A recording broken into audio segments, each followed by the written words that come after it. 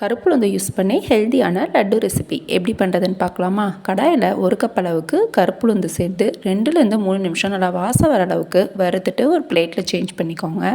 இப்போது அதே கப்பில் 1/4 கப் அளவுக்கு வேர்க்கடலை, 1/4 கப் பொட்டுக்கடலை, 10லேருந்து 15 பாதாம், 4 ஏலக்காய், 1/4 கப் அளவுக்கு துருவின தேங்காய் எல்லாத்தையும் சேர்த்துட்டு திரும்ப 2லேருந்து 3 நிமிஷம் நல்லா வறுத்துருங்க. வறுத்த பொருளெல்லாம் நல்லா ஆறுனதும் மிக்ஸி ஜாரில் மாற்றிட்டு ஃபஸ்ட்டு இந்த மாதிரி கொரகொரப்பாக அரைச்சி எடுத்துருங்க. இந்தளவுக்கு அரைச்சதும் உளுந்தெடுத்த அதே கப்பில் 1 கப் அளவுக்கு நாட்டு சர்க்கரை இல்லைன்னா வெல்லம் சேர்த்து க்ளோஸ் பண்ணி திரும்ப ஃபைன் பவுடராக அரைச்சிட்டு ஒரு பாத்திரத்தில் சேஞ்ச் பண்ணிவிடுங்க. இப்போ இந்த பவுடரை இந்த மாதிரி நல்லா மிக்ஸ் பண்ணி விட்டுட்டு உருக்குன நெய்யை கொஞ்சம் கொஞ்சமாக உள்ளே சேர்த்து நல்லா மிக்ஸ் பண்ணிவிடுங்க. நெய் சேர்த்து மிக்ஸ் பண்ணிவிட்டு இந்த மாதிரி உருண்டைகளாக பிடிக்க ஆரம்பிச்சிங்கன்னா நல்லா உருண்டை பிடிக்கிறதுக்கு வரும். அந்த மாதிரி பிடிக்க வரல அப்படின்னா இன்னும் கொஞ்சம் நெய் சேர்த்து திரும்ப மிக்ஸ் பண்ணிவிட்டு உருட்டிக்கோங்க.